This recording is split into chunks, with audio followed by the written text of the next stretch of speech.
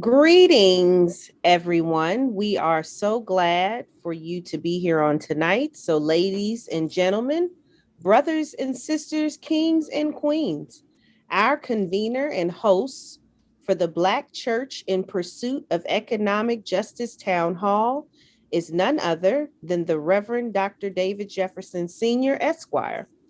And we are glad to bring him to the audience.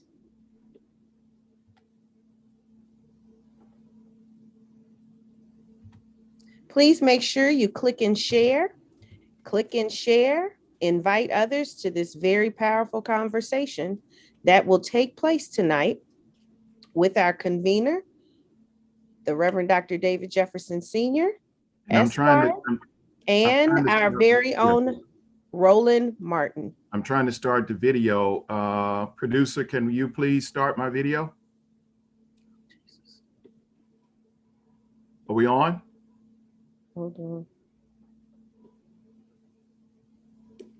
We're joining you right now. My video is not on and I cannot take it. Okay.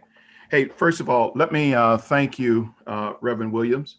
And let me take this opportunity to also thank all of the folks who have taken the time to join us tonight to be a part of one of the most important issues in our country, and that is economic justice and certainly pursuing equity for Black people. And so how do we do that? Number one, by being informed and knowing what's going on. And then number two, by coming together, working together, and getting focused on goals and objectives. And then thirdly, by knowing where the money is, following the money, how much is being spent where, and making sure we're getting our fair share. Our communities, folks, are suffering. Our families are having some very hard and difficult times. And our young adults are asking the question, how can I make it? What about my career? And what about our future? And so the purpose of tonight's town hall is to bring to the table some of the most prominent voices in the Black church from around the country to focus on this issue. Now, the Black church has always been on the forefront of serving our people and addressing challenges that are liberating in nature. And so it is that economic wealth and freedom is no exception. So just imagine this town hall tonight could be a turning point, a moment to re-energize and empower the pew in all of our churches across this country to engage in the dismantling of systemic discriminatory economic systems that have kept a large percent of our people in poverty. This could be, beyond a doubt, a defining and pivotal moment for the church to get out in front and own this economic revolution. And so we have with us tonight some individuals who have certainly been on the forefront. And I am excited about tonight. I want to first of all thank all of our participants tonight. And then I also want to ask that you would reach out to someone right now, ping someone right now and encourage them to join this town hall, listen into this town hall so that they can be informed, know where some of the money is, and let's, as a Black people, get aligned around an agenda that will bring economic justice into our community. And so we have with us tonight Dr. Samuel Talbert Jr., who is the president of the National Baptist Convention of America. We also have with us Dr. Frederick D. Haynes III, and he is the pastor of the Friendship Baptist Church, the co-chair of the Social Justice Commission for the Progressive National Convention. We have Dr. Willie D. Francois, who is also the co-chair and president of the Black Church Center of Justice. We have Dr. Jacqueline Thompson, who is the senior pastor of Allen Temple Baptist Church in Oakland, California. We have Bishop Talbert Swan, who is the Social Justice Ministry. He's the director of the Social Justice Ministry for the Church of God in Christ. And we have Bishop Joseph Walker III, who is the presiding elder for the Full Gospel Baptist Church Fellowship. And we have Dr. W. Franklin Richardson, who's the pastor of the honored and esteemed Grace Baptist Church. And he is also the chair for the National Action Network and for the Conference of National Black Churches. And we have then Bishop Donald Hilliard, who is the bishop at the Cathedral Church here in the state of New Jersey. So let's give all of these folks a hand for joining us tonight and for being with us tonight. I do not see Roland. Is Roland here yet? Is Roland here? Okay, so until Roland comes on, we're going to go ahead and kind of kick this off. So here's the first question, and he and I kind of talk through this that I want to pose for the group tonight, and that is, what is the role of the Black church in pursuing economic justice? And I'm going to start, if you will, with Dr. Franklin Richardson and have Dr. Franklin Richardson to expound upon that. And then we're going to hear from other individuals that are part of the panel tonight. Thank you, Dr. Jefferson. Let me say that, first of all, I think what we have to get our hands around at the church level and at the pew level is that we have to free ourselves from a theology that aids in our economic disembowelment. We got to make sure that our people understand that it's okay with God for us to have. Matter of fact, God prefers us to have resources to direct our own destinies. That it is not in conflict. God is on the side of our economic empowerment. In spite of some primitive theological bases that have had negative sociological impact that have suggested that money is the root of all evil. It is the root of all evil if we love it, but it is also an empowering resource that has assisted our oppression as African American people. The manipulation of resources has kept us down in terms of educational opportunity, investment opportunity, land ownership. All of the things that make life full in America have been limited by the withholding of economic resources in our community. So for me, the first step is for us to understand and to have our people understand that God is on the side of our economic empowerment. Thank you, Doc. Thank you very much. I am going to now pose that same question to Dr. Frederick Douglass Haynes of the Friendship Church and ask him to also respond to that question as well. Thank you so much, Pastor Jefferson. I thank you for your leadership, and I thank you for assembling this panel for this conversation. Of course, I applaud you for your prophetic witness and leadership, and I thank God for what God has done through you and continues to do through you.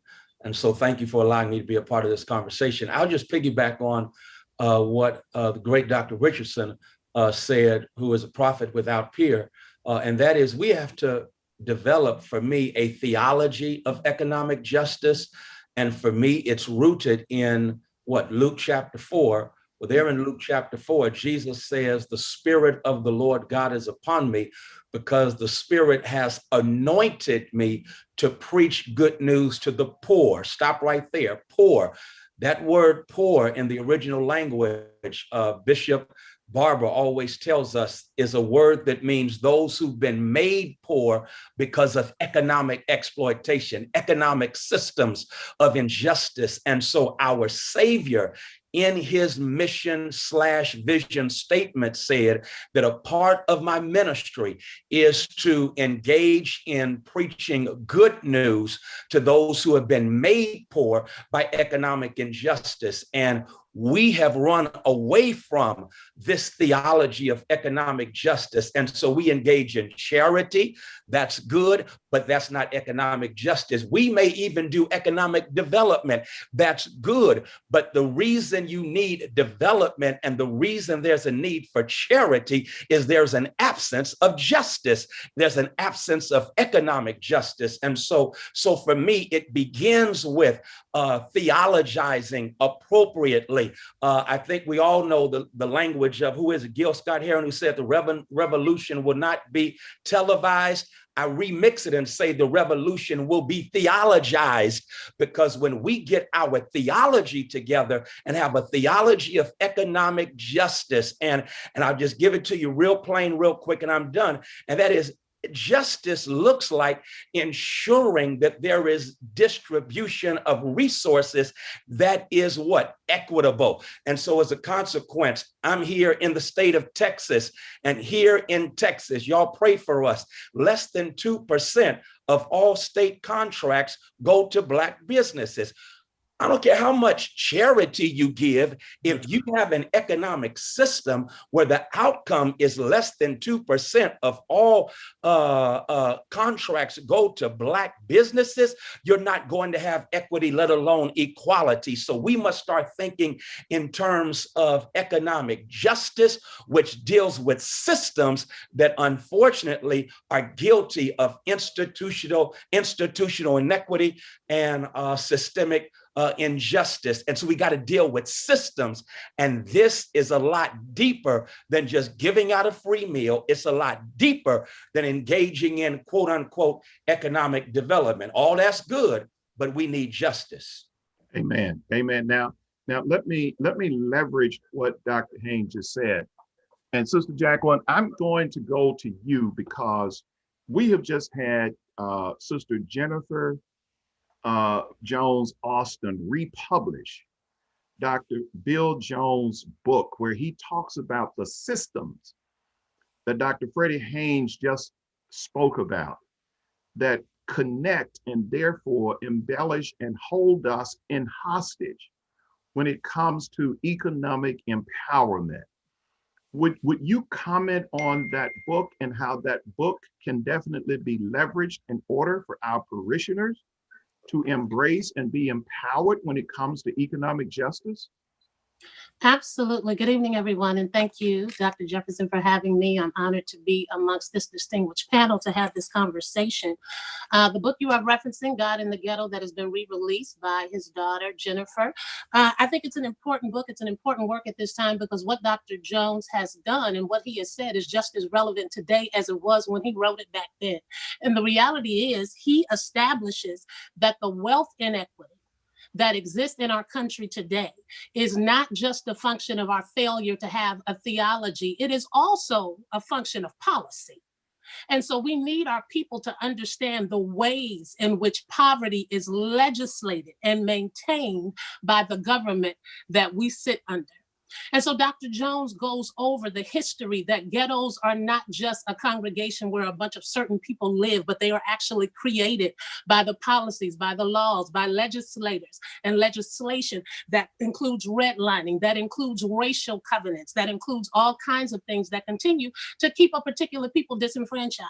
And along with that comes all of the other ills that are known to urban communities. I don't know where all of you, Pastor, but I know in my particular context, which is very urban, we are very, very urban here in Oakland, California. You probably saw us on the news yesterday where they are talking about the increase in homicides in quote unquote ghettos all across this nation in urban centers. It has a lot to do with the lack of economic empowerment that is being felt by the residents of these communities. And so I think the Black church has a responsibility, but it's not a new responsibility. Often when we have this conversation, we kind of start where Dr. Martin Luther King ended, right? With his switch to economic empowerment.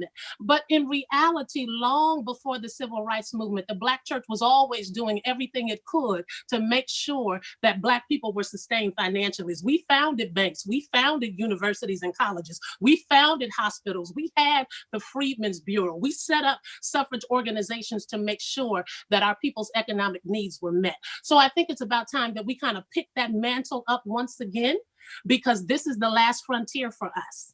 The reality is we won't know how our people are really suffering until we come out of this pandemic.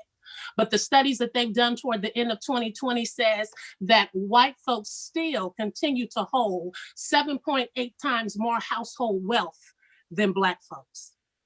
And what we do know is that that gap is continuing to widen. And so if anyone should be on the forefront of this issue, because it's the people in the pews that are impacted by this reality, it should be the Black church. And that's what God in the Ghetto continues to underscore then and even now. Thank you so much. Thank you so much. Let me cover one item that I failed to cover, and I really apologize. We have our ambassador, Sujay Cook, with us tonight, and she has been doing just a super job. And so I skipped her, and please forgive me for that because she's a dear, dear friend, and she's doing a prophetic, outstanding job. So I just want to make sure that we do that. We had Bishop Joseph Walker. Bishop Walker has his full gospel conference that is going on, and I believe that Bishop Jakes is preaching close to right now, has already preached. So if Bishop Walker, and I'm going to ask that we would have someone reach out, and if he could come back just for a few seconds and greet us, I would deeply appreciate that.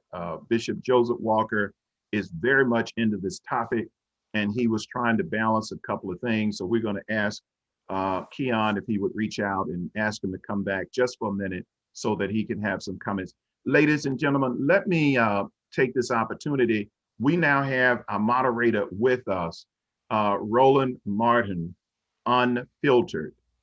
Is he there, Luell? Is Roland with us? Yep, I'm here. There he is. Roland. Okay. Roland has been trying to be mute. Do you hear me? So we need to mute. Yes, you have a lot of background. Hold on. No, I got you. Okay, there you go. Roland has been flying across the country, landing in Chicago, just finished the show. And thanks a lot. Roland has been on this topic 100%. And so Roland, let me ask you to come on board. And while Roland is coming on board, let's see if we can get Bishop Walker back on right quick. Like, Roland, are you ready? Yes, I'm ready. Okay, then we're gonna have Roland kind of leverage this from here, and he and I go back and forth tonight. So let's roll it, Roland. All right, glad to have everyone here. I'm actually at Bureau and Bar Restaurant here in Chicago, just literally finished doing the show. So glad to have everyone who is here. This is all about, folks, us dealing with a fundamental issue that impacts us, economics, dealing with getting our fair share. This is not about us talking about philanthropy. We're not interested in. You got some major feedback. Okay, hold on. All right, so let me do this here. I'm wearing earbuds so I can be able to hear you guys. So I'm gonna move. Yeah, if Roland mute, Roland, why don't you mute? And while Roland is muted, I'm gonna step outside for a second. Go to Francois. Dr. Francois, where is Francois? Yes, sir. I know that in Atlantic City and in several places, you are focused on economic transformation. And what I'd like to ask is, how do you see the Black church energizing and empowering the pew so that we get our people engaged in understanding this issue and therefore have them to also support what is taking place? Sure. Thank you so much, Dr. Jefferson, for curating this and for inviting me to this experience. I think one thing that has to really be at the center of mobilizing and energizing Black faith communities around economic justice is this sort of reclamation of a history that Dr. Thompson has presented to us, that she offered to us, is reclamation of a history that the actual womb of of the Black economy right after Black people were no longer property was the Black church. It is the Black church that gives birth to these businesses, gives birth to hospitals, gives birth to our schools, right? I talk about this as a kind of reconstruction ecclesiology. How do we reclaim the kind of economic vision that was radical in the 1800s that would still actually be radical today if we were able to make that link between the development of a Black economy that comes from Black lay folk and Black church leaders. But also it's important to note that the earliest proposals around reparations come from ministers. And so there's a reconstruction ecclesiology. There's a way that we think about those 12 years that were contested, but those 12 years where we saw boom, or the beginning of any kind of mass Black ownership or semblance of mass Black ownership.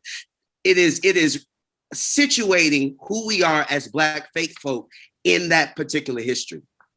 I think another thing that is really important is that there, and Dr. Haynes sort of spoke to this, is that our theological diets, our Bible study diets have to be laced with justice social content.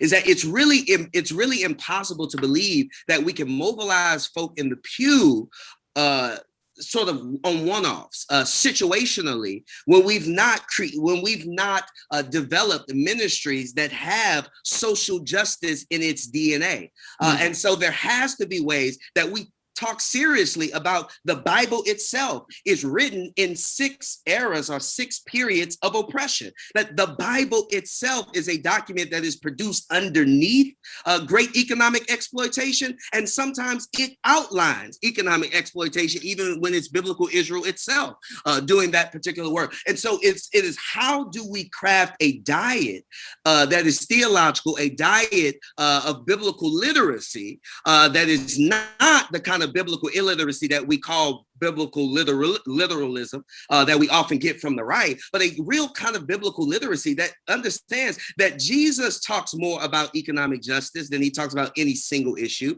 and that the Old Testament talks about economic justice more than it talks about any single issue. And so it's grounding, creating a theological appetite for justice work. And then I think it also requires, and these are broad strokes, but it also requires our denominations, our local ministry groups to actually have some kind of Black legislative agenda.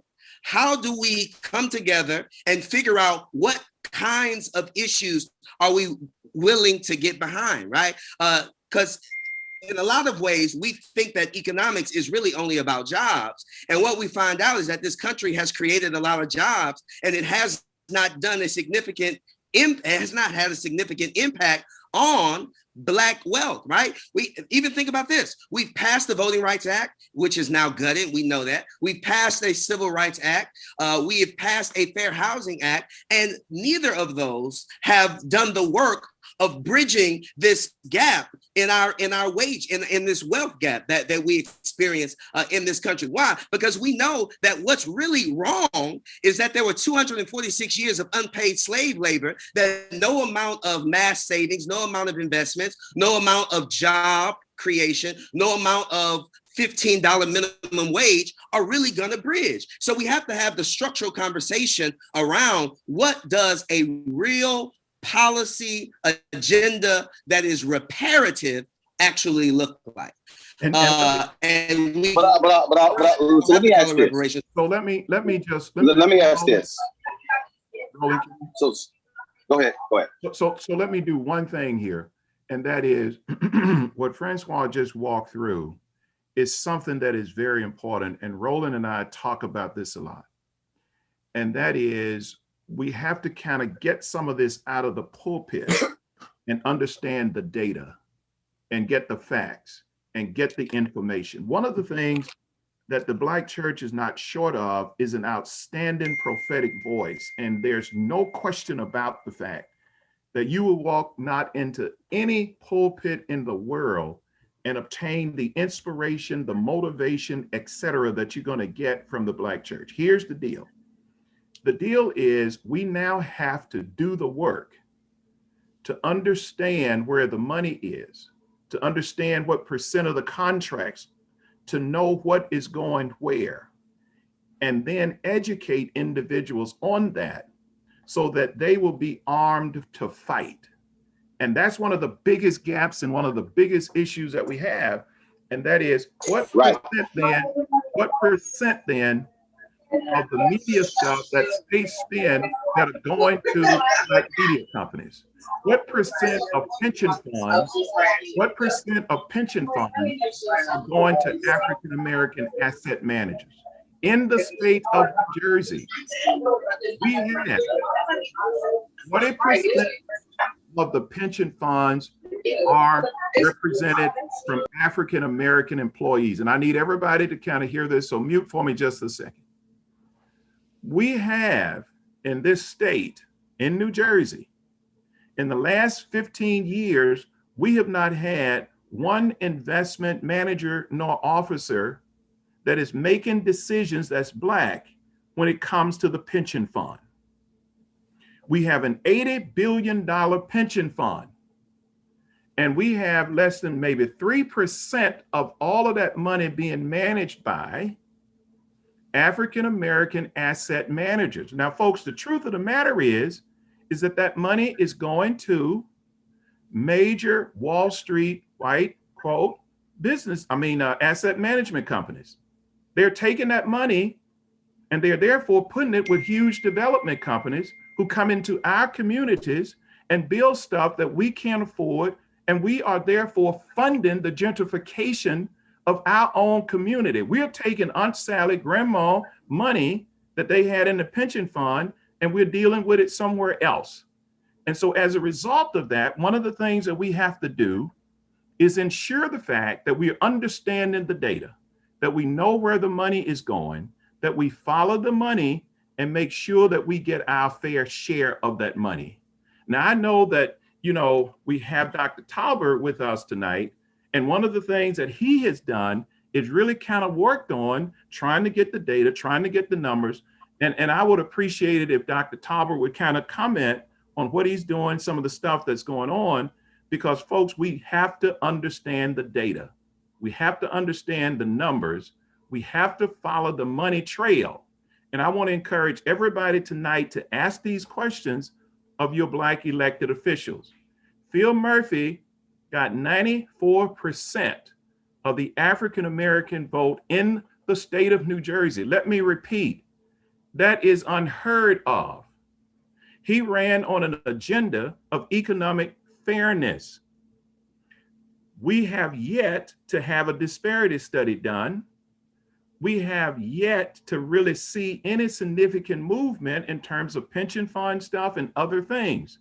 And I would say to all of my New Jersey colleagues and all of our friends, if we are not going to have Phil Murphy have our backs, then why should we have Phil Murphy back? One of the things that Biden said when he won, he said, for years, Black folks have had my back. Now I'm going to have your back. I think that Phil Murphy needs to take a page from Joe Biden's playbook.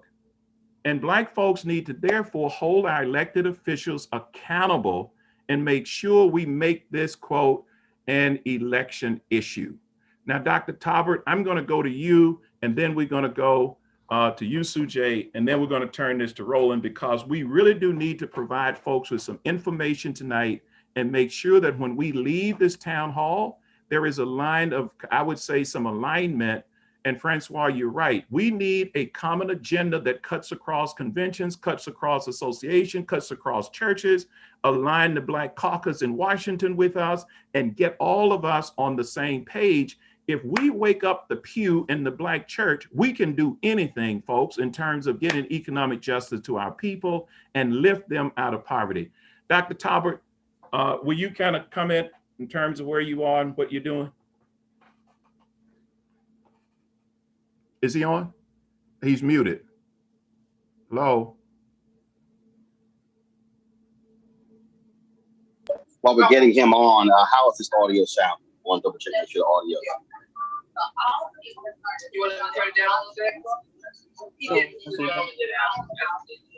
How is this audio? Pastor, can you hear me?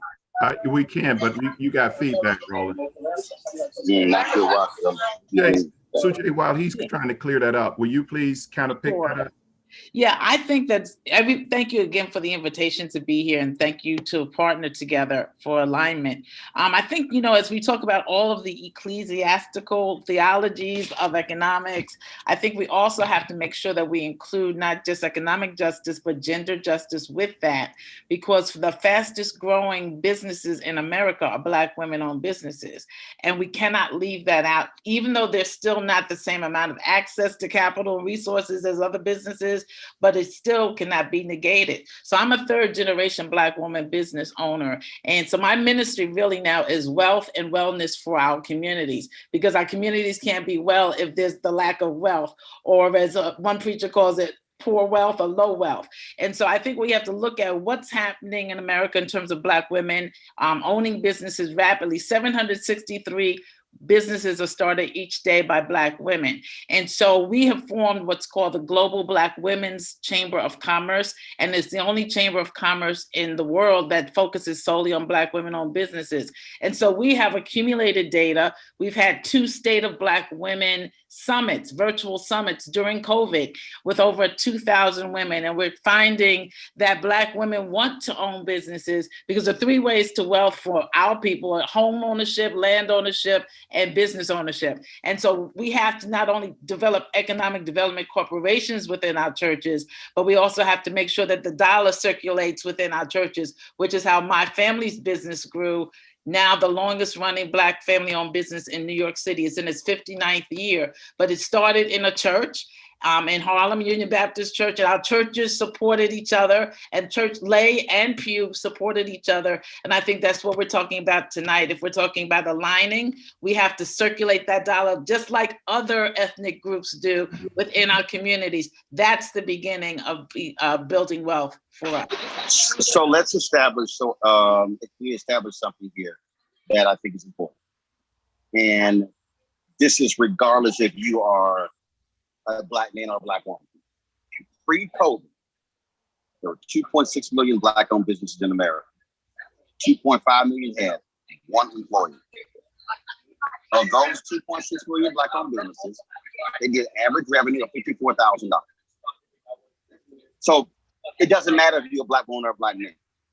Truth be told, and I'm being very clear, when we talk about the numbers of Black women who are starting businesses, I can't focus on that. Here's why. And let me explain that, folks. A lot of us are starting businesses, but truth be told, they're not actual businesses.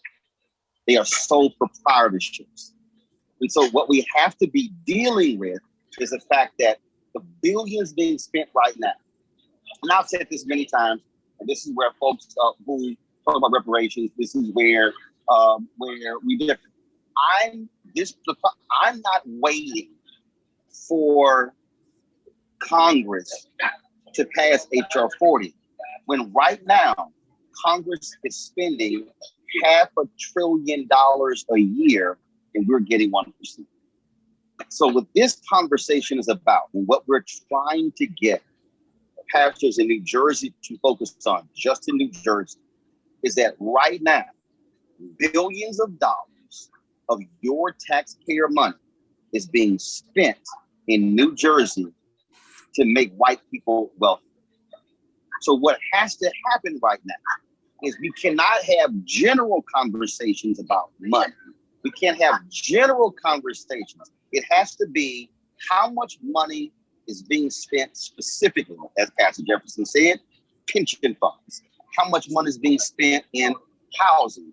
How much money this $1 trillion deal that was cut in Congress, how much is going to be spent on transportation in the state? Who are getting the contracts? Who are getting the catering contracts, the limousine contracts? Every single agency in New Jersey, and not just New Jersey, the state universities, what are they spending and who they spending their money with? The major hospitals, nonprofits as well. So there's a pool of money sitting out there right now We have to be talking about how that we are building capacity among Black-owned businesses, because truth be told, it means nothing. We went, just give this last data point. This is why the data matters. 7 years ago, we had 1.9 million Black-owned businesses. 1.8 million had one employee. They were doing average revenue of $110,000. So what I just said, in 7 years, we have increased, this is pre-COVID. In 7 years, we increased by 700,000 the number of Black-owned businesses, but the revenue got cut in half. So that's why we can't talk about, oh, this is we're starting businesses. Means nothing if the revenue's getting cut in half and they're only being able to pay themselves, they can't pay anybody else. And so what we have to be locked and loaded on, and if Samuel Tolbert is there, we need to know specifically, because we can't be going to the governor of New Jersey, the state legislators, and saying we got to get our fair share if we're not being specific, saying right now you're spending 0.8% with Black-owned companies. You're spending 1%. So the data is important, and we have to empower the members with that data so they then can be specific in asking questions. So when they say, oh, sure, I believe it's important for us to assist Black-owned businesses, it's like, yeah, but you're not, and you haven't done it. And then here are the numbers. And so that's why that information is important for us to grow. So I'm going to throw this out, and I would love to hear if Pastor Richardson or anyone else can answer this. First, have any of you done surveys and audits, first of all, to know specifically the Black-owned businesses that are in your congregations? Two, of those Black-owned businesses, how many of them have tried to get contracts with the state, county, or city? Three, what were the barriers to do so? Because having that data is also important. If anybody could actually speak to that, that's critically important, because you got to have a starting point for us to be able to move forward. So who wants to sort of answer that? Let me take that, Roland. Yeah, we've done a survey in terms of Black-owned businesses in our church. We're doing one now in our denomination. I think one of the critical problems when it comes to barriers. Hold on, Bishop. Is it by category? So are you breaking it out by? These are all the categories they're in as well. Yes, sir. Yes, sir. Got it. Now, one of the critical barriers we have, particularly here in the state that I live in, are the ways that these quote unquote set-asides are set up. We have what's called SAMBA certification for minority businesses. And what we found out is because of the way they categorize classes of folk, white women qualify as a minority business. So what wealthy white men have done is they have set up their wife as being 51% owner, themselves being 49% owner, qualifying as a SAMBA certified business, and then going after contracts that are particularly set aside for minority businesses. That is problematic. One of the things we all understand.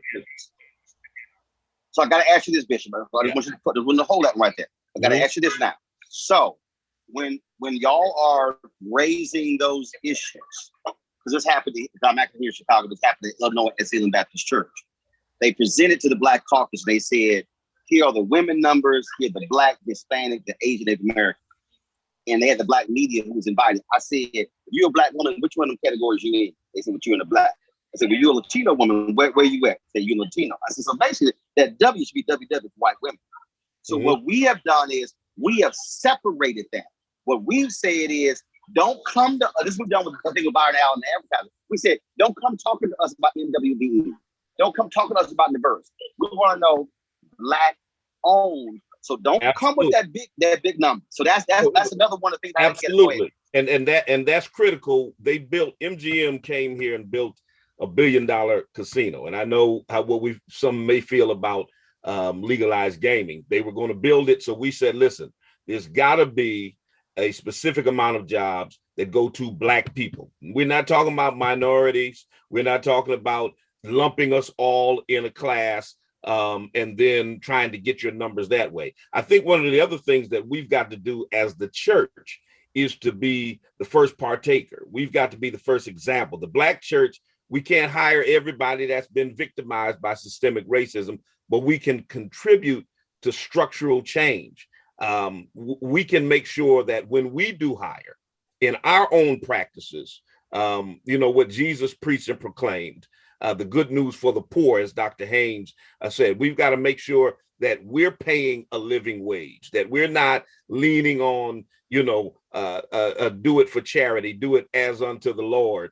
And we got to make sure that we're paying people a livable wage, whether they are guest speakers, clinicians, trade workers.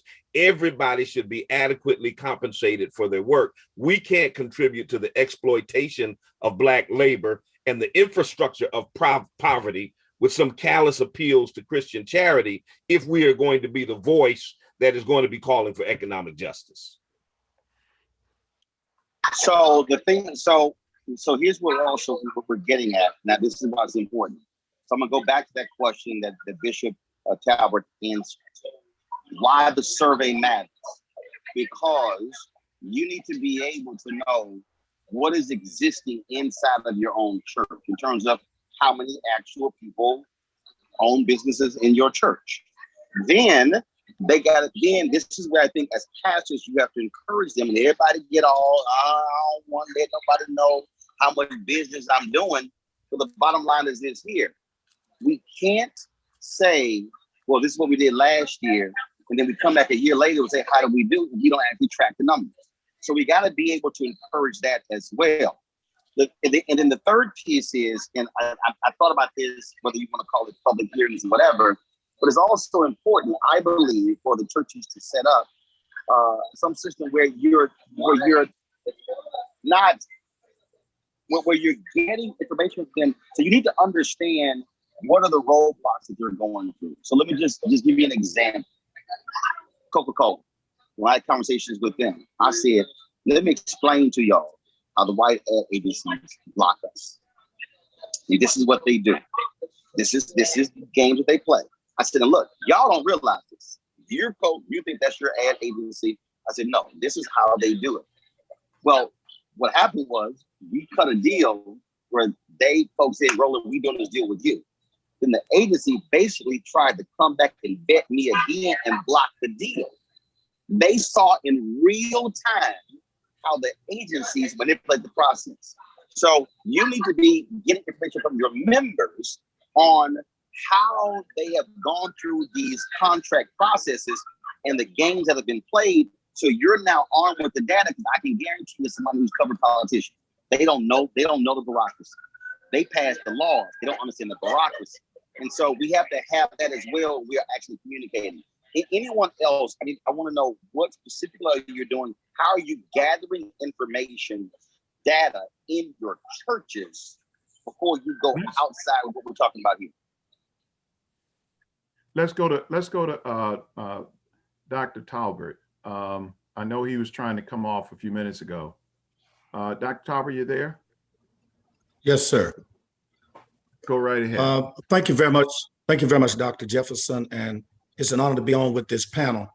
As I spoke to you earlier, one of the things that I believe is important, and I know Mr. Martin has posed a question, and I'm kind of going another direction a little bit, but as the president of National Baptist, leader of a denomination that I've been doing now for 6 years, one thing I discovered early on, and we've been trying to correct it, and that is, for too long, the conventions have waited on the churches to serve them.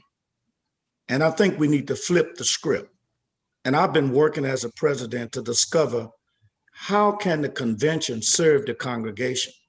And going back to what Mr. Martin said, that's one of the ways that we can teach them the proper way to do the surveys. Because there may be some of the churches doing surveys, but if you're not doing it correctly, you still end up not being able to help lift your people.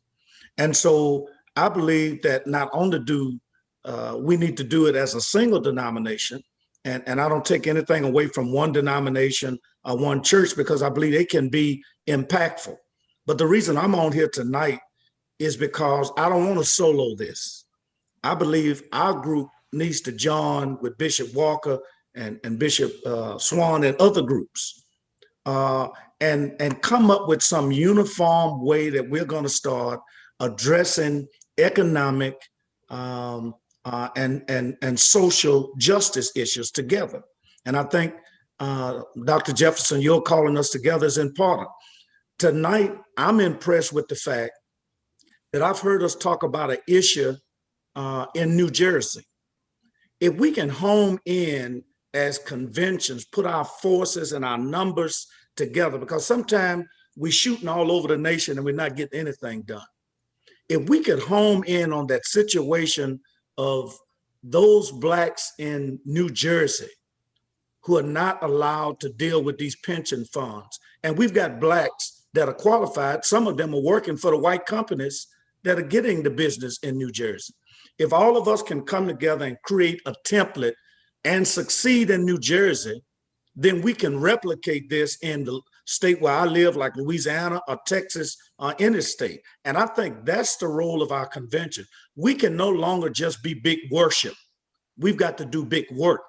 Wow. And we need to do that big work together, not in a silo by ourselves. Hey, Roland, let me just do something here, because what he just said is absolutely on the money. I know we had some disjointed stuff up front in terms of getting this together, but we're engaging right now in the real meat of what has to happen to crack the code on this. And what Dr. Talbot was basically referring to is the notion that we have here in New Jersey. Blueprint Capital has really become, here in New Jersey, the poster child of how Black businesses are treated in this state.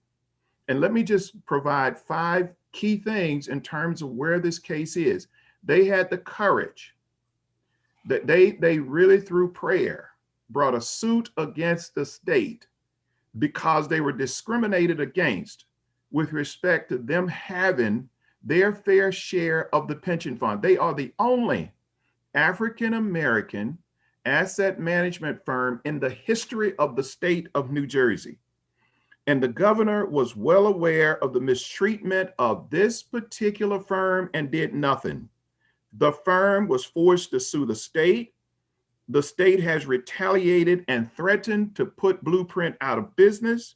Blueprint has survived, and the state is trying to block information from being released. And the state is engaged in a cover-up. And the legal folks for Blueprint is about to call for an investigation of the pension fund for the state of New Jersey from the Department of Justice.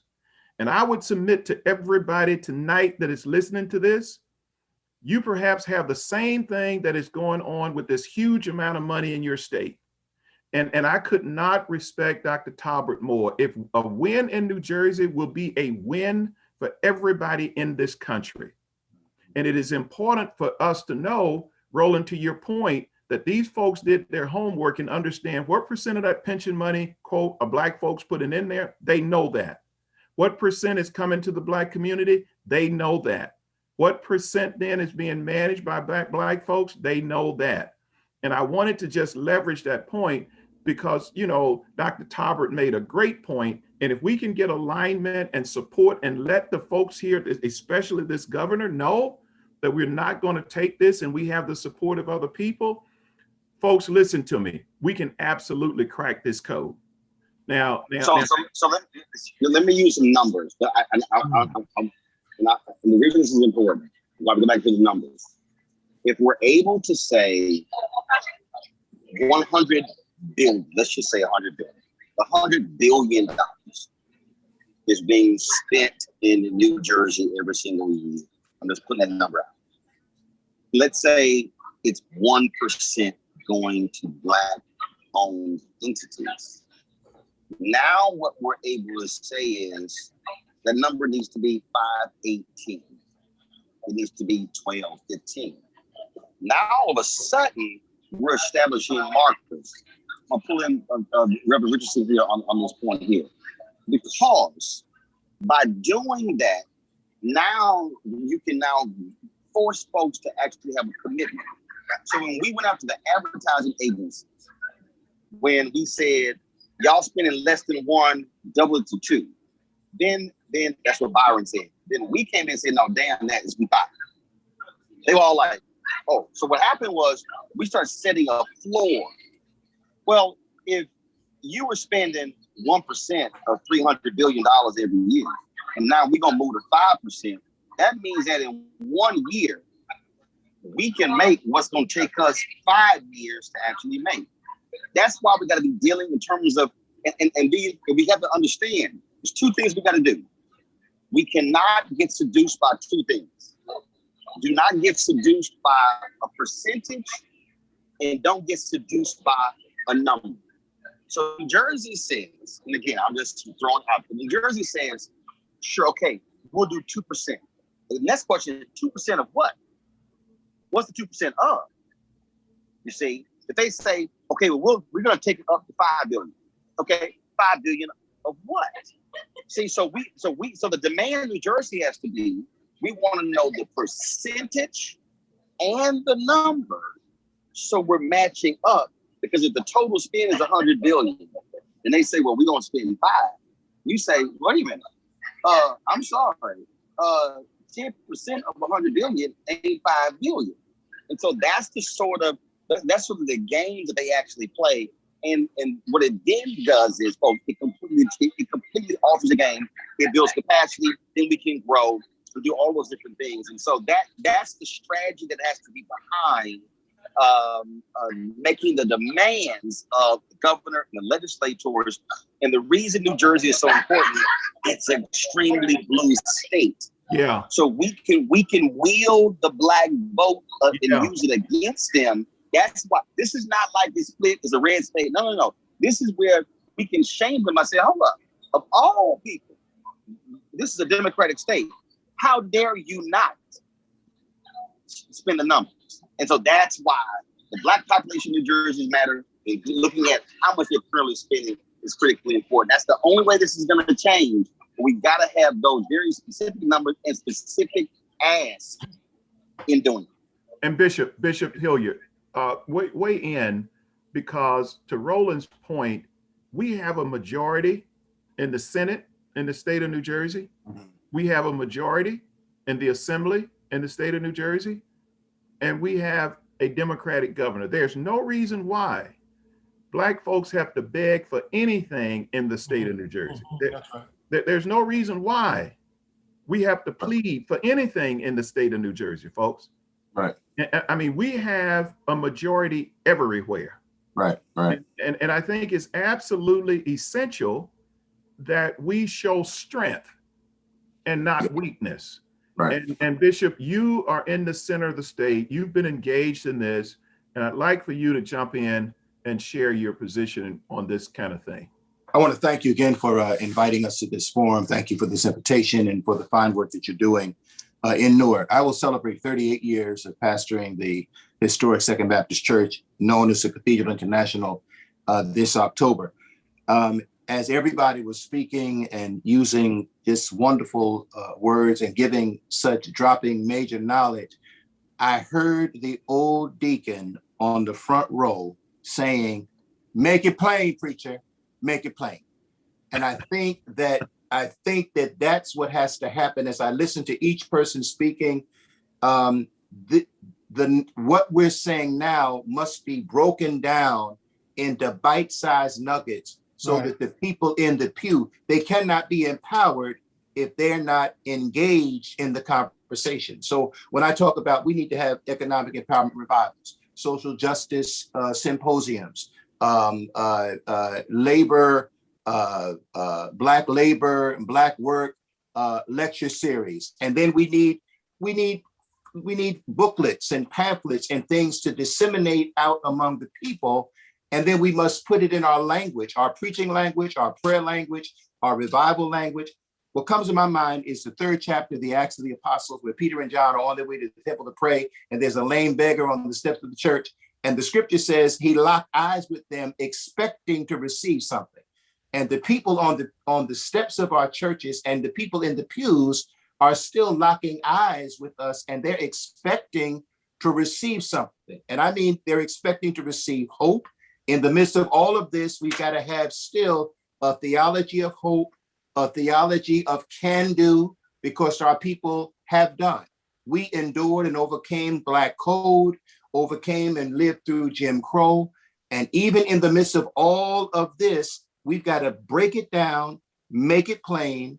You got to stay with these forums and break these forums down even on a lay level way, and so that the people can literally touch the essence of what it is we're trying to help them learn how to get empowered themselves. They cannot become empowered if they do not understand the depth of the conversation. And finally, Dr. Proctor, Sujay, and my mentor there at United Seminary, Dr. Proctor said, the church remains the last vestige of hope and deliverance for Black people.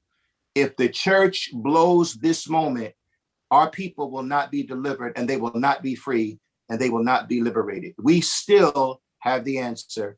And the answer is that Christ is concerned about the lame beggar, concerned about injustice, concerned about economic injustice, concerned about social injustice.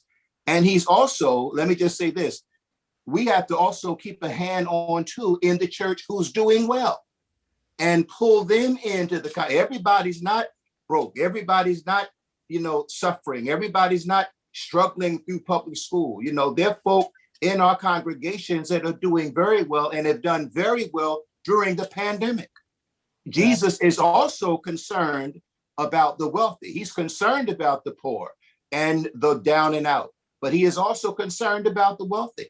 And we've got to tap those people too and bring them into the forum and together uplift and liberate in the name of the Lord. Amen. Hey, Dr. Richardson, let's one of the things that we have to deal with, and thank God you have served well in numerous capacities, is this notion of the relevancy of the church unless we can relate to young people around the notion of what kind of future, what kind of career, what, quote, are things looking like for them. And I would love for you to address that, because let's face it, if our churches are declining and we're not seeing a number of young adults that we need to empower in our churches, because they are wondering how they're going to make it. And this right here happened to be an issue that they are very much concerned about. So if you connect the data, they're drinking the Cokes or they're buying the cars, Roland, you know what I'm talking about. The media is going, they need to know that GM is not putting X amount of money into media. They need to know that, hey, the pension fund is not being managed by African-American managers.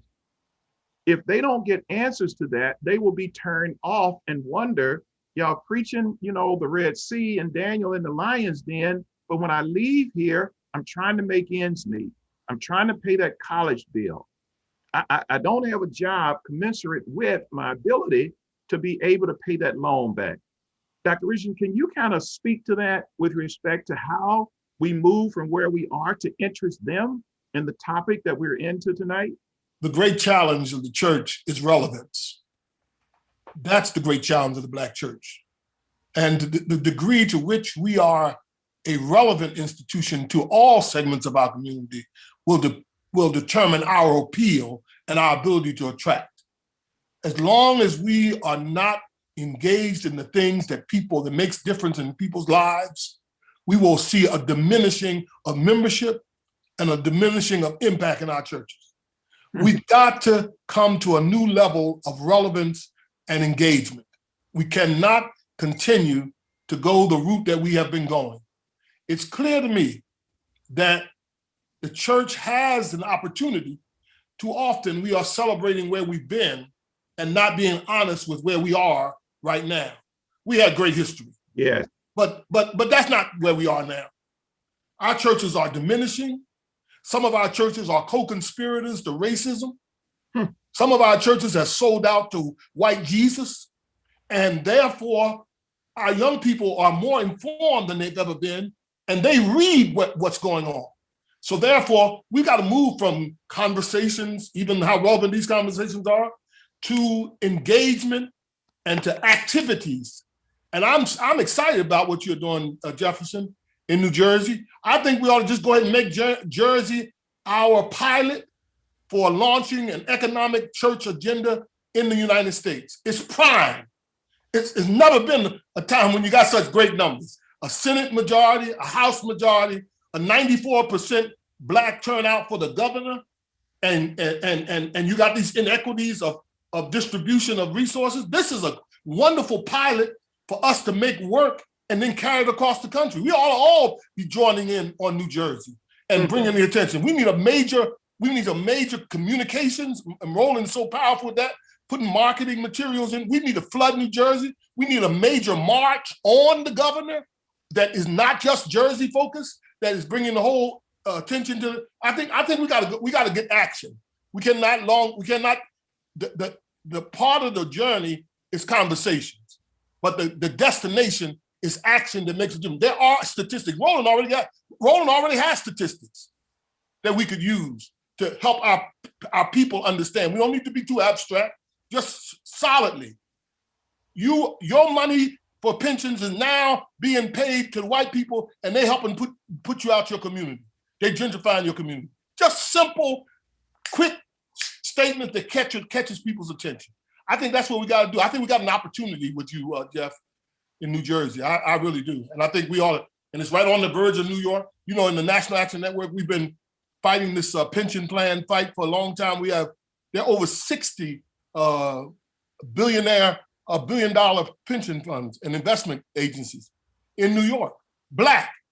And they outperform the white entities. We are ready for this fight, but somebody got to declare it. Can I ask a question, Dr. Jefferson? Just a quick question, and this goes back to Dr. Tolbert's point. Right now, the Full Gospel is in their conference. We're going back to our conference after having a year off last year. In our typical convocation, every November, we pump $60 to $70 million into the economy in St. Louis and now back in Memphis. I'm wondering how much money the National Baptist, the Progressive Baptist, the Full Gospel pump into economies with their various conferences. Now, if Black businesses need our support, if Black churches and denominations committed to contracting with Black businesses, especially within their local communities, what type of an economic model would that generate? What type of wealth would that generate in our community? Because the church has to be at the forefront of those advocacy efforts for fair contracting with our businesses from a governmental perspective, but we've got to be the example of it on the denominational and the local level. We can't participate in spending all of our money with white businesses and then be the ones blowing the horn saying we're not treating Black businesses fair. So what would happen if your major churches and denominations made a commitment that the millions and millions of dollars that we spend, we're going to spend that money specifically with Black? Let me take a bite of this response, because let me tell you, that is important. That is very important. And we've been talking about that in the Black denominations for the last 30 years. We've been talking about it. But let me say this. The problem we face as Black people is a $1 billion problem. It's billions of dollars. Our problem is a $1 billion problem. So it's not $1 million problem. And as long as they continue to get all of the billions wrapped out of our community and we're gonna deal with millions, we're gonna always be behind the egg boat. We need to do what you said, but we also need to be focusing on it's billions of dollars that we need to be trying to get our people's hands around, and not millions of dollars. Okay, so let me. Sujay is trying to get in, Roland. I was trying to answer your question initially, and all of this is important. It's now trillions of dollars, Dr. Richardson, which is so important as well. So I think you asked a question about young people. They may not, be on the Daniel and the Lion's Den, but millennials are buying and selling businesses. And it goes to Bishop Hilliard's point in terms of let's also celebrate some of the wealth that's in our communities, and we learn from some of them. So I think what's important, these forums are excellent, but also what's important are the takeaways from this. What do we do in between the now and the next one? And millennials can be a great voice in terms of teaching us, because the revolution won't be televised. localized, but it's going to be digitized. And they know, and they get their analytics from this social media, and they have numbers, and they're selling businesses by the hundreds of thousands. So I think we need to include some in this conversation. I know Willie Francois is one of those young ones, but we need to include their voices in this conversation as well. Well said, I want us to do something here, in that all of the points that have been made about economics, all of those are matter. All of those absolutely matter. But I want us to have narrow casting here. We have to be narrow casting. This has to be the strategy, because again, we're going after what really is the largest pool of money. What this initiative is about, it's not called social justice for a reason. It's called Black economic social justice. America has treated Black folks with philanthropy and aid and not investment. We're not interested. All of those announcements after George Floyd's death, we're going to give this to this group of Black Lives Matter. If a company gives $5 million to the NAACP and $5 million to Black Lives Matter, that's $10 million. But then they're spending $5 billion. Yes, that's right. If we got 5% of the 10 billion, what is that number? And that dwarfs. So the argument that I'm making is, if we get the 5% of the 10 billion, we can buy our own dog on table at the NAACP banquet. We don't need y'all to buy. So what this strategy is about is very narrow, and that is, this is the amount of money the state of New Jersey is spending every year. And what we're arguing for is our fair share for Black-owned businesses. Yes. Which now means that this is where we've got to get, from a legislative standpoint, or if there are other people who do the research, exactly what is the amount we spent from this agency, this agency, this agency. Blueprint's lawsuit provides us the data on the pension fund. That's right. So the marker for us right now is where we should be trying to get the first win is New Jersey Governor Phil Murphy in this lawsuit. That's right. And because here's the piece, and this is where we got to use the power of the church. The pension fund, and the average person don't understand this.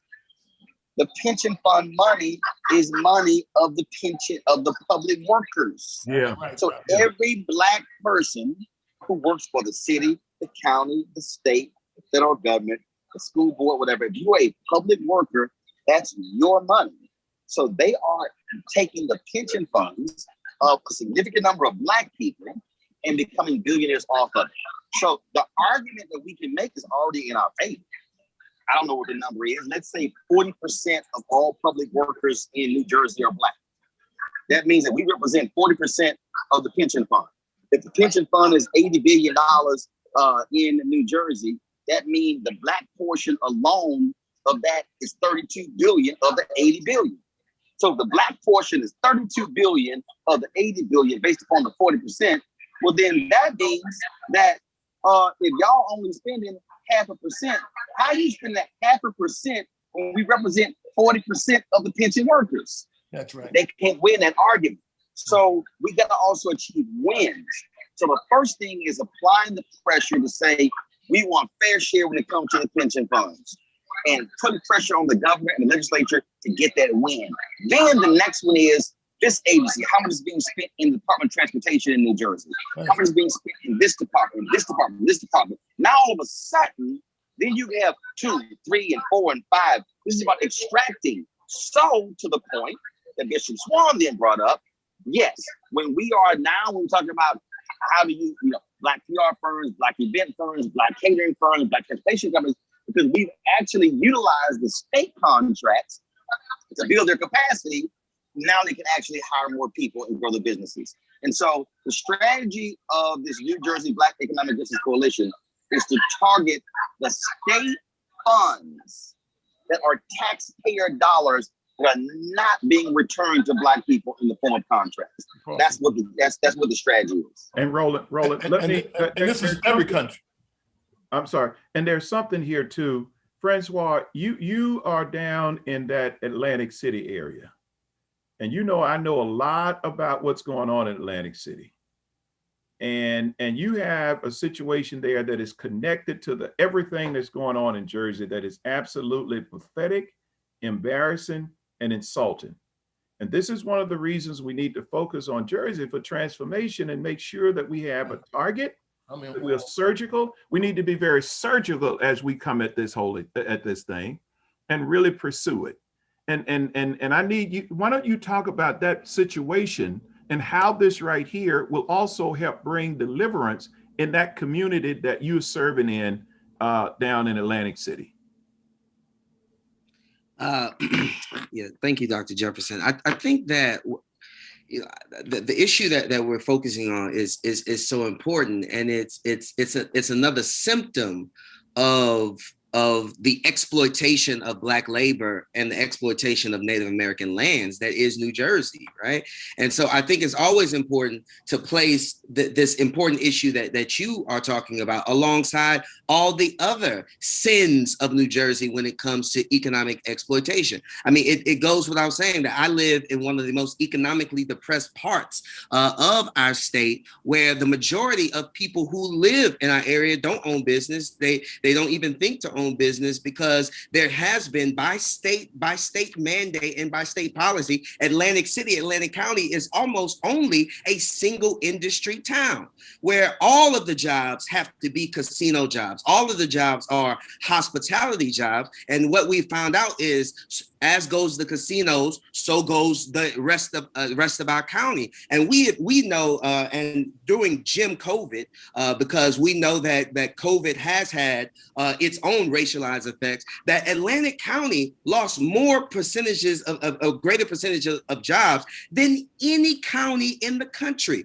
We lost 37% of our jobs, more than 70% of those being casino jobs, right? And so this conversation around where do state dollars go to build Black capacity for business is important, because so many of us our labor is being exploited in industries like the casino industry that are feeding the 1% and trapping us at the bottom. That we have billionaires who are becoming, we've seen this, that during the pandemic, during COVID, we found out that billionaires have increased their wealth by 55% in 13 months.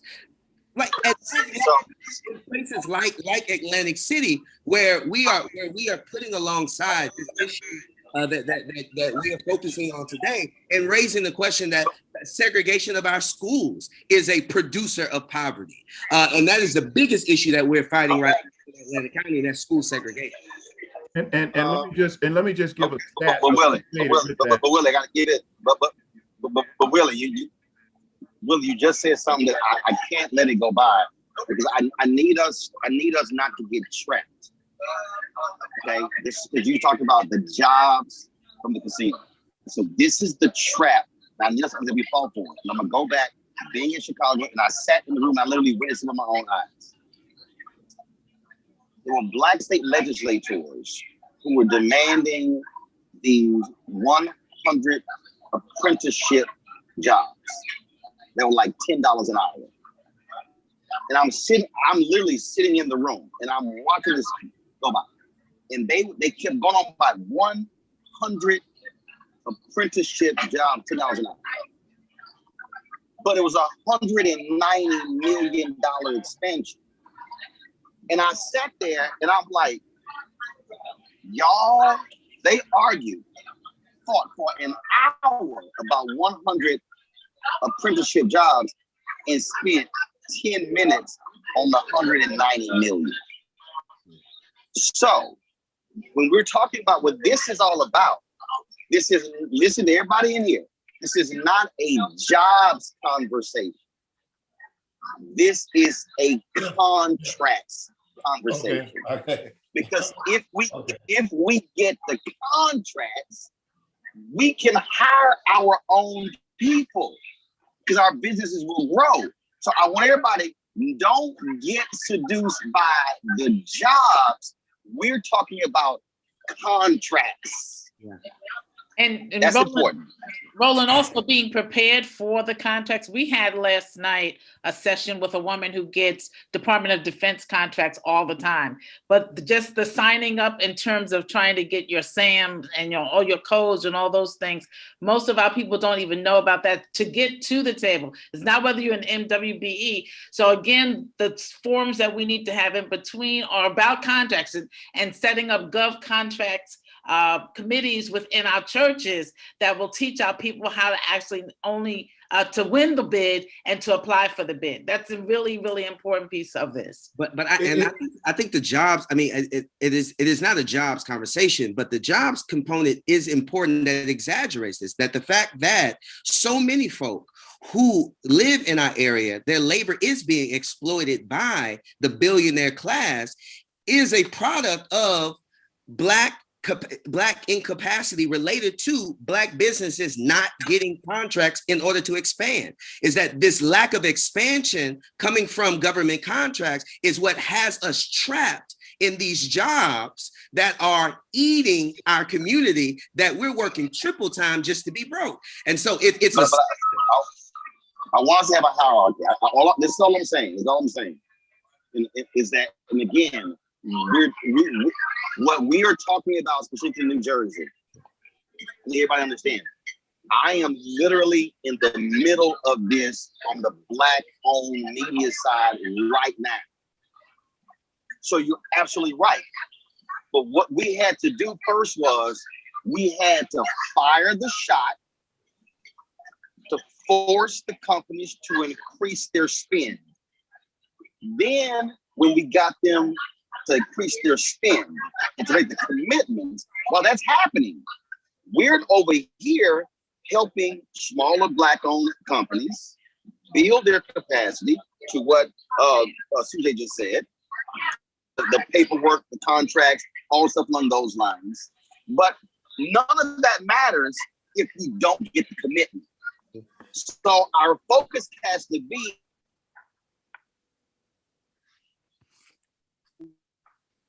You just froze.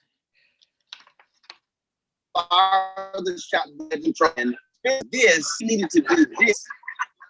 I'm still here. You see me? So we can see. So let me do three things. Yeah. So just think. So we gotta get them to force the commitment, and then we infield everything after that. Now let me see if I can do three things here, because it's very important that we kind of walk away with some alignment of next steps. And then I'm going to ask that Freddie would kind of, give us some closing remarks here. And I'm going to ask then that we would end this in prayer. Number one, back to Dr. Richardson's point and Dr. Topper's point and others, we would like tonight to leverage the support of the persons that are a part of this panel in order to bring the kind of focus, pressure, and heat in New Jersey to let the folks know that we are together in helping to support what we're doing in New Jersey. That's number one. So you will be receiving something because a lot of you all represent a large number of constituencies. If this state leadership is aware that we are aligned, I'm telling you right now, we can crack the code and get a win. Number two, we're going to have an economic justice rally in September. One of the things that Dr. King said was the notion that protests are good, it draws attention, but at the end of the day, it's going to take direct impact in order to cause something to happen. We are working on legislation that we're going to put on the governor's desk from the Senate to the Assembly that is focused on economic justice and dismantling, if you will, the systems that we have in this state that has caused white families to have an average income per capita of $300,000+ and black families of $6,015. That's the gap that we have in New Jersey. And so we're going to put that on the governor's desk, and we want you all support. And we certainly would love to have you all support at the rally in order to ensure the fact that we're going to get this legislation passed. We get this legislation passed, it becomes then a blueprint and a model. It's going to address everything that we talked about tonight. It's going to really put policies in place. It's one thing to have the conversation. It's another thing to have the policies in place. We don't need no more studies. We don't need commissions. We don't need initiatives. What we need is legislation and policies that will force individuals to have us have X amount of contract, pension fund stuff, and going on and on in terms of the legislation that we're going to have. And here's the last one.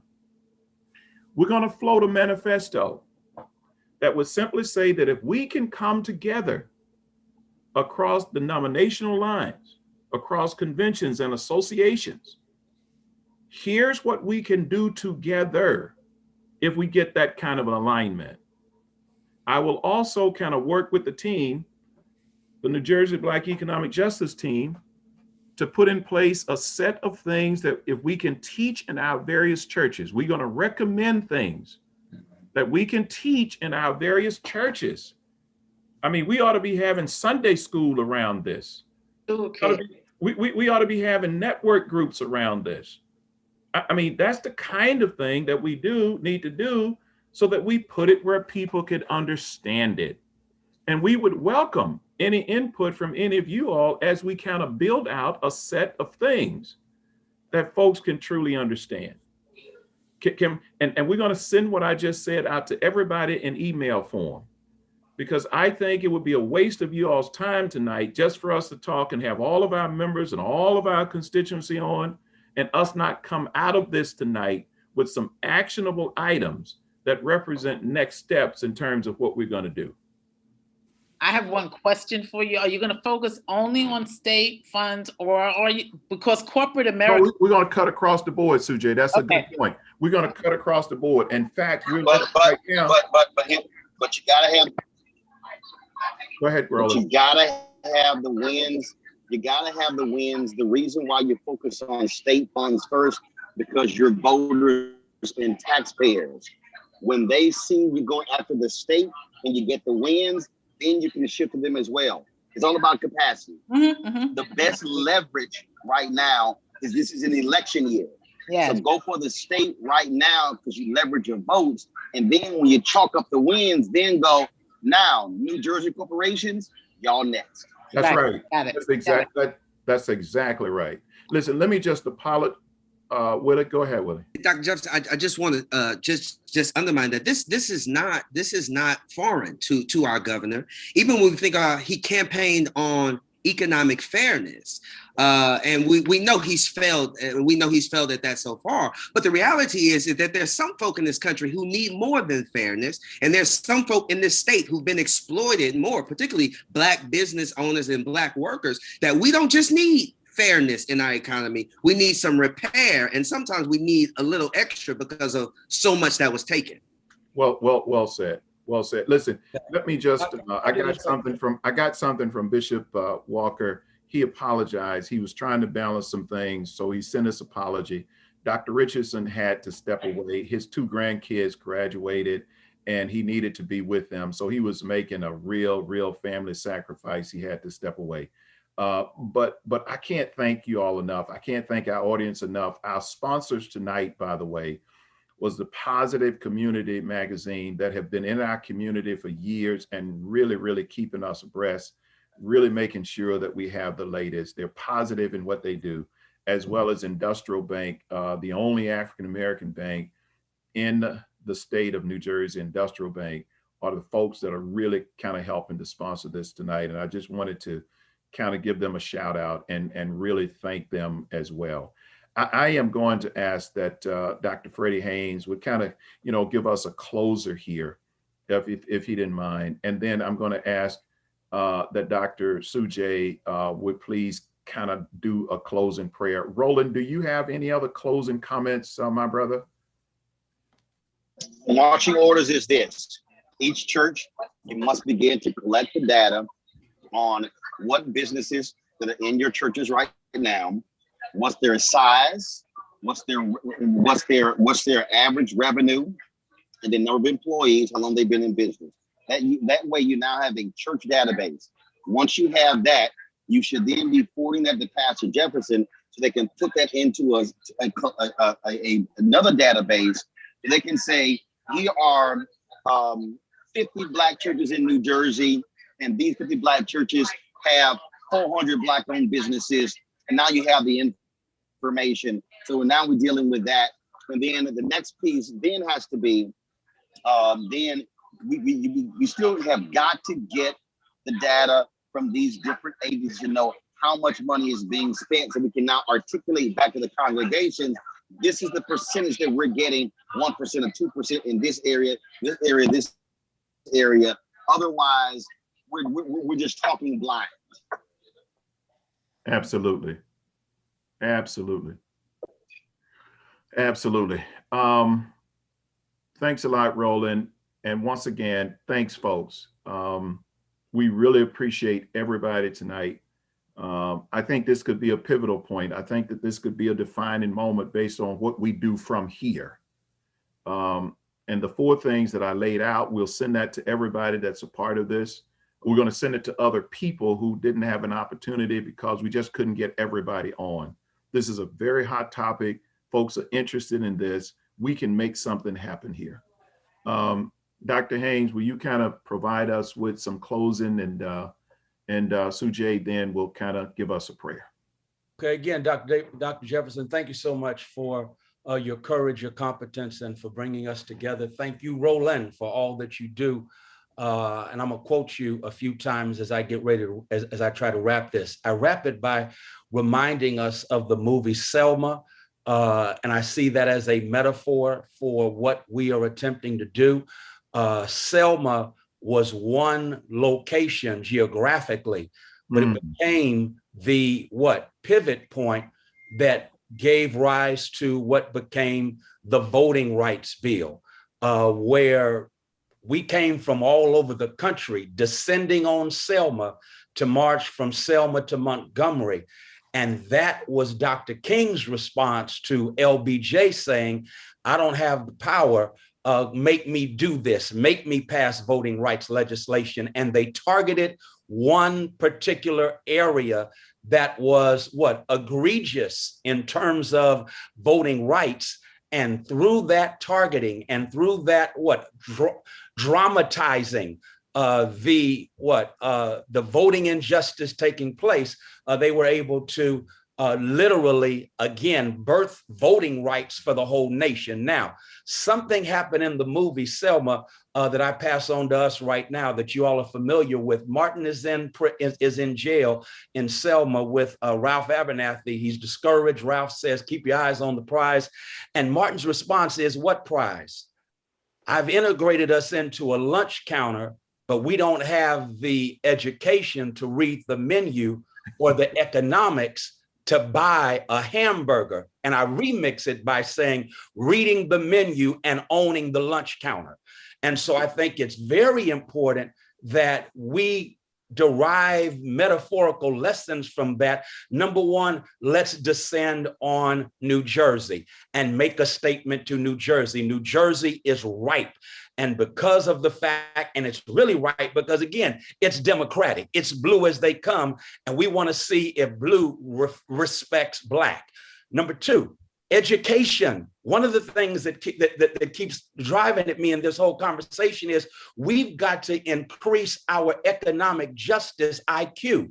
Too many of us don't know a lot of what has been shared this night in terms of how economic systems work. That's why William Augustus Jones Jr. in his classic book that's been again reproduced talks about understanding how the system works. Roland sent me this piece and I recommend this book to everyone. Please pick up the book by Martin Depp, on Operation Breadbasket. It is a classic for how those Black churches moved in Chicago to literally bring about economic justice in a way that we need to replicate. Reverend Jackson and Operation Breadbasket, Operation Push back then, they came together and they recognized how to leverage their power economically. We still have that power economically, but we've got to increase our economic IQ. And when we increase our economic IQ, then we will have the resources to buy not just a hamburger at that lunch counter, but we can buy that lunch counter and serve up our own hamburgers. And so I appreciate what we're doing. I think it's in our DNA to do it. So let's do what we've done. I think it was Marcus Garvey that said African people can do what African people have done. And so all we got to do is do what we've done, and we can make this thing happen. And before you know it, as far as I'm concerned, another movement will be underway. And we talked about how young folk ain't going to church and all that stuff. Young folk today are more spiritual than my generation. If you checked out the Olympics, the Olympic trials last weekend, every Black person who won first thanked God. So it ain't that they're not spiritual, they're spiritual. It's just that they're sick of a religion that does not speak to the issues they are living and confronting and dealing with every day. And we have an opportunity right here to have a witness that will impact our community around the country. And I promise you, if we get Jersey, Texas, we coming your way. I just want everybody to know that's an alpha brother right there. That's a he wrote his book. Freddie, you got to say something about your book. that's an alpha. Oh my God! Here, oh my goodness! There we go. Roland just put it up. Boy, hey, Delta is in the house. I got you. So Phi Theta is in the house too. I hear you. So let me just thank our. It don't matter because Jesus wasn't out. Let me thank our sponsors once again. Positive Community. Give them a shout out, as well as Industrial Bank. Give those folks a shout out. And again, thanks everybody. Sujay, close us out in prayer and have a blessed evening, everybody. All right, we give you a shout out, Jeff. Thank you so much for gathering us. God bless you. God bless you. Thank you so much. Thou who hast by thy might led us into the light, keep us forever aligned and on the path. We pray, God, we pray for baskets and we pray for the bread. We thank you, God, for those who assembled us tonight, the voices that have been shared and the voices that wanted to be heard. God, we thank you for being God of 100%. And we're just thanking you, God, just as you did for the daughters of Zelophehad. Whatever has to be done, we want our inheritance. We thank you, we praise you, dismiss us from this place, but never from one another. We leave here not in chaos, but in community. That's where we go from here. In your name, amen. Amen. Amen. Good night, everybody. God bless you. Peace, blessings.